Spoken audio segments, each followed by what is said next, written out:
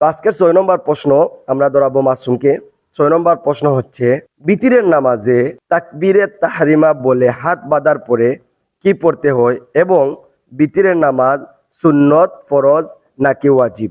বিতরের নামাজ হচ্ছে ওয়াজিব, আর বিতরের নামাজের শেষে রাকাতে তাকবীরে তাহরিমা বলে দোয়া কুনুত পড়তে হয়। ওরা হলো আল্লাহুম্মা ইন্না নাস্তাঈনুকা ওয়া নাস্তাগফিরুকা ওয়া নু'মিনু বিকা ওয়া নাতাওয়াক্কালু আলাইকা ওয়া নুসনি আলাইকাল খায়র ওয়া নাশকুরুকা ওয়া লা নাকফুরুকা ওয়া নাখলাউ ওয়া নাতরুকু মান ইয়াফজুরুকা আল্লাহুম্মা ইয়্যাকা না'বুদু ওয়া লা নুসাল্লি ওয়া নাসজুদু ওয়া ইলাইকা নাসআ ওয়া নাহফিদু ওয়া নারজু রাহমাতাকা ওয়া নাখশা আযাবাকা ইন্না আযাবাকা বিল কুফফারি মুলহিক।